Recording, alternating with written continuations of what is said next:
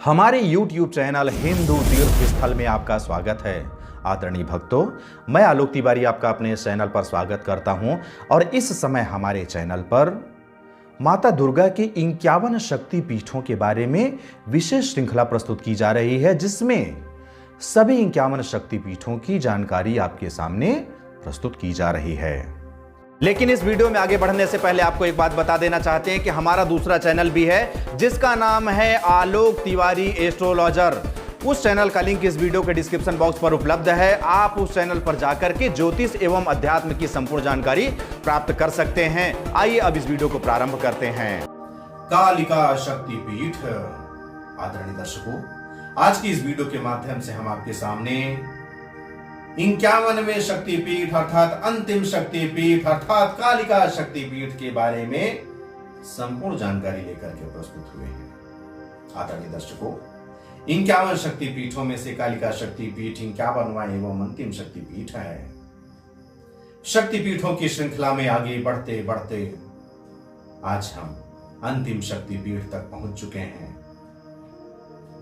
इस सफर में आपका साथ मिला, अच्छा लगा। आप हमारे वीडियो के साथ, हमारे चैनल के साथ बने रहे। आगामी समय में भी नित्य निरंतर आपको नए नए तीर्थ स्थलों के बारे में जानकारियां प्राप्त होती रहेंगी, इसलिए आप हमारे चैनल के साथ बने रहिए। ऐसा नहीं है कि 51 शक्तिपीठों की जानकारी देने के बाद हम गायब हो जाएंगे, आपके सामने निरंतर बने रहेंगे। आदरणीय दर्शकों, कालिका शक्तिपीठ अत्यंत प्रसिद्ध एवं चमत्कारी स्थल है। माता कालिका को दुर्गा जी के 10 महाविद्याओं में से प्रथम महाविद्या के रूप में भी जाना जाता है। 10 महाविद्याओं की पूरी वीडियो हमारे चैनल पर उपलब्ध है। यदि आप महाविद्याओं के बारे में जानकारी प्राप्त करना चाहते हैं तो उनका वीडियो देख करके महाविद्याओं के बारे में समुचित जानकारी प्राप्त कर सकते हैं। कहां स्थित है कालिका शक्तिपीठ अर्थात 51वां शक्तिपीठ? हिंदुओं के लिए अत्यंत महत्वपूर्ण एवं दिव्य तीर्थ स्थल है। कालिका शक्तिपीठ का यह पावन मंदिर उत्तरी कोलकाता के बैरकपुर में विवेकानंद सेतु के निकट हुगली नदी के किनारे स्थित एक ऐतिहासिक हिंदू मंदिर है। बंगाल में गंगा नदी को ही हुगली नदी के नाम से जाना जाता है। कालिका मंदिर गंगा जी के किनारे में ही है और गंगा जी को ही वहां पर हुगली नदी के नाम से जाना जाता है। कोलकाता में भगवती के अनेक स्थल हैं, लेकिन हावड़ा स्टेशन से लगभग 11 किलोमीटर की दूरी पर स्थित काली घाट के कालिका मंदिर को ही कालिका शक्तिपीठ कहा जाता है। इस शक्तिपीठ में स्थित प्रतिमा की प्रतिष्ठा कामदेव ब्रह्मचारी ने की थी, जिनका संन्यास पूर्व का नाम जिया गंगोपाध्याय था। माता सती का कौन सा अंग गिरा था? पीठ में माता के दाहिने पैर की 4 अंगुलियां गिरी थीं। माता की शक्ति तथा भैरव का नाम क्या है? माता की शक्ति का नाम कालिका और भैरव का नाम नकुलेश है। कालिका शक्तिपीठ का मंदिर कोलकाता में स्थित रामकृष्ण परमहंस की आराध्या देवी माता काली का मंदिर संपूर्ण विश्व में प्रसिद्ध है। माता काली का यह पावन मंदिर उत्तर कोलकाता के बैरकपुर में विवेकानंद सेतु के निकट हुगली नदी के किनारे पर स्थित एक ऐतिहासिक हिंदू मंदिर है। इस मंदिर में 12 गुंबद हैं। यह मंदिर 25 एकड़ के क्षेत्रफल में फैला हुआ है। इस पूरे क्षेत्र को काली घाट कहते हैं। यह मंदिर कोलकाता के सबसे प्रसिद्ध मंदिरों में से एक है। इस मंदिर की मुख्य देवी माता काली हैं। इस मंदिर को दक्षिणेश्वरी काली मंदिर के नाम से भी जाना जाता है। कालिका शक्तिपीठ मंदिर में प्रतिमा। कालिका शक्तिपीठ मंदिर के गर्भगृह में माता काली की प्रचंड रूप में प्रतिमा स्थापित है। मंदिर के अंदर माता रानी की प्रतिमा स्थापित करने के लिए चांदी से निर्मित कमल का पुष्प रखा गया है। इस कमल के पुष्प में 1000 पंखुड़ियां बनाई गई हैं। माता काली की प्रतिमा काले पत्थर से निर्मित हैं। सोने से निर्मित 3 बड़ी बड़ी आंखें हैं। आंखें और सिर सिंदूरिया रंग में दिखाई देती हैं। यहां तक कि माता काली के तिलक का रंग भी सिंदूरिया ही है। सिंदूरिया रंग का तिलक लगा हुआ है, उनके 4 हाथ हैं, उन्होंने एक हाथ में खड्ग धारण किया हुआ है, दूसरे हाथ में दानव शुंभ का कटा हुआ शीश है, तीसरे हाथ में अभय मुद्रा से वे भक्तों को वरदान दे रही हैं और चौथे हाथ में ज्ञान मुद्रा धारण किए हुए हैं। उनका एक चरण महादेव की छाती पर रखा हुआ है, उनके गले में नर की मुंडों की माला है, कमर में भी कुछ नरमुंड बंधे हुए हैं, उनकी जीवा निकली हुई है, जीभ से कुछ रक्त की बूंदें भी टपक रही हैं। देवी काली की प्रतिमा में दांत और जीवा स्वर्ण से बनी हुई है। महादेव ने ही माता पार्वती को काली रूप में अवतरित किया था, काली रूप में उन्हें बाहर निकाला था। स्वामी रामकृष्ण परमहंस की कर्म भूमि यह मंदिर प्रख्यात दार्शनिक एवं धर्मगुरु स्वामी रामकृष्ण परमहंस की कर्म भूमि है, जो कि बंगाली अथवा हिंदू नवजागरण के प्रमुख सूत्रधारों में से एक थे। स्वामी रामकृष्ण परमहंस स्वामी विवेकानंद के गुरु भी थे। वर्ष 1857 से 1868 के बीच स्वामी रामकृष्ण इस मंदिर के प्रधान पुरोहित रहे। तत्पश्चात उन्होंने इस मंदिर को ही अपनी साधना स्थली बना ली। स्वामी रामकृष्ण परमहंस से इस मंदिर का जुड़ाव ही इस मंदिर की प्रतिष्ठा और ख्याति का प्रमुख कारण है। माना जाता है कि इस मंदिर में काली माता ने रामकृष्ण परमहंस को साक्षात दर्शन दिए। मंदिर के मुख्य प्रांगण के उत्तरी पश्चिमी कोने में रामकृष्ण परमहंस का कक्ष आज भी उनकी ऐतिहासिक स्मृति के रूप में संरक्षित करके रखा गया है, जिसमें श्रद्धालु एवं अन्य आगंतुक प्रवेश करके उनका आशीर्वाद प्राप्त कर सकते हैं। कालिका माता मंदिर का इतिहास। कालिका देवी के इस पावन मंदिर के निर्माण एवं इतिहास के संबंध में उपलब्ध जानकारी के अनुसार जान बाजार की जमींदार रानी रासमणी ने स्वप्न देखा था। क्या स्वप्न देखा था? स्वप्न के अनुसार पर माता काली ने रानी रासमणी को आदेशित किया कि यहां पर मंदिर का निर्माण करो।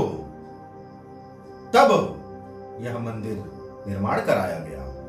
दक्षिणेश्वरी काली मंदिर अर्थात कालिका शक्तिपीठ मंदिर का निर्माण 1847 में प्रारंभ हुआ और 1855 में मंदिर का निर्माण कार्य पूर्ण हुआ।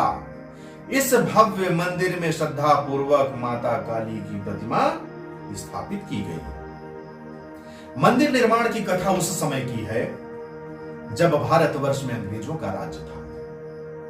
पश्चिम बंगाल में एक विधवा रानी रहती थी। उनका नाम रासमणी था। उनके पास पति सुख के अलावा सारी सुख सुविधाएं उपलब्ध थीं।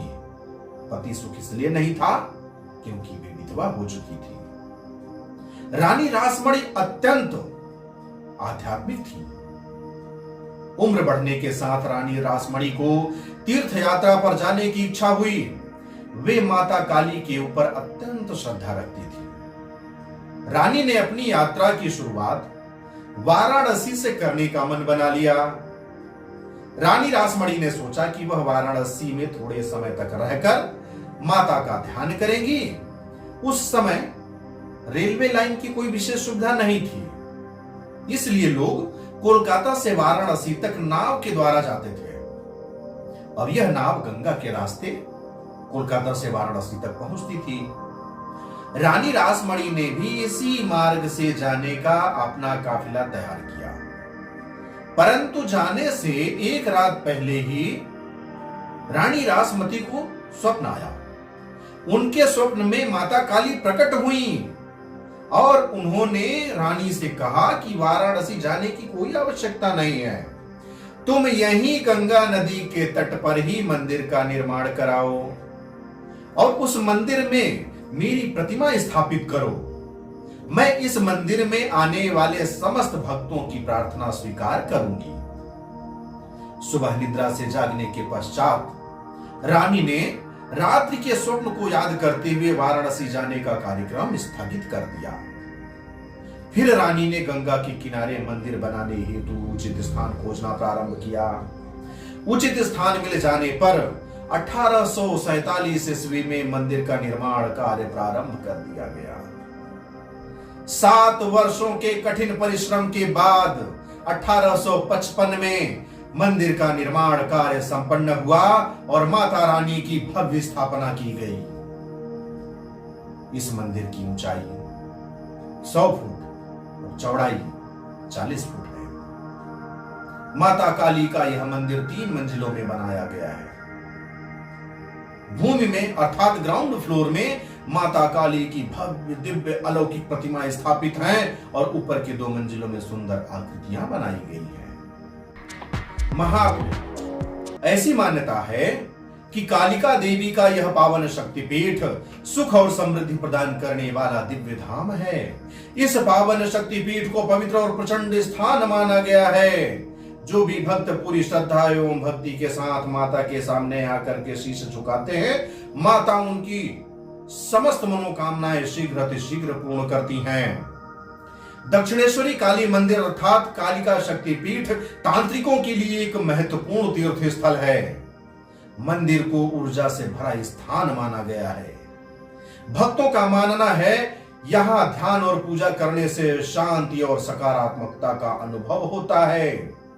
कई साधुओं ने यहां साधना कर गहरे आध्यात्मिक अनुभव प्राप्त किए हैं।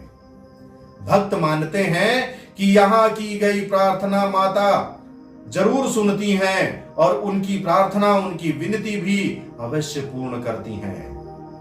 लोग अपनी समस्याओं का समाधान और शांति की खोज में यहां तक आते हैं और माता से आशीर्वाद प्राप्त करते हैं। कालिका शक्तिपीठ के त्योहार, आम दिनों की बात करें तो यहां प्रतिदिन एक त्योहार जैसा ही प्रतीत होता है, क्योंकि कालिका शक्तिपीठ में विश्व के कोने कोने से श्रद्धालु आते हैं। लेकिन विशेष बात करें तो कालिका शक्तिपीठ में लगभग सभी त्योहार मनाए जाते हैं, परंतु नवरात्रि के दिनों में यहां की रौनक देखते बनती है। दुर्गा पूजन एवं नवरात्रि के त्योहार पर विशेष पूजा का आयोजन किया जाता है। इस समय मंदिर को लाइट एवं पुष्पों से सुसज्जित किया जाता है। मंदिर का आध्यात्मिक वातावरण श्रद्धालुओं के मन मस्तिष्क को असीम शांति का अनुभव कराता है। इस मंदिर में नवरात्रि, रामनवमी, दिवाली, पोइला बैसाख, दुर्गा पूजा और बंगाली नववर्ष को अत्यंत धूमधाम एवं भव्यता के साथ मनाया जाता है। माना जाता है कि नवरात्रि और रामनवमी के दौरान विशेष पूजा और यज्ञ भी आयोजित किए जाते हैं। हिंदू महीने के अनुसार आश्विन महीने की पूर्णिमा के दिन काली पूजा अत्यंत धूमधाम से मनाई जाती है। इस दिन स्नान यात्रा का बहुत बड़ा महत्व होता है। इस दिन पुजारी आंख में पट्टी बांधकर माता को स्नान कराते हैं। मंगलवार और शनिवार के साथ अष्टमी को काली घाट मंदिर में माता कालिका की विशेष पूजा की जाती है। अन्य दार्शनिक एवं तीर्थ स्थल, माता के दरबार के अलावा यहाँ आसपास में अनेक दार्शनिक स्थल हैं जिनका दर्शन लाभ श्रद्धालुगण प्राप्त कर सकते हैं।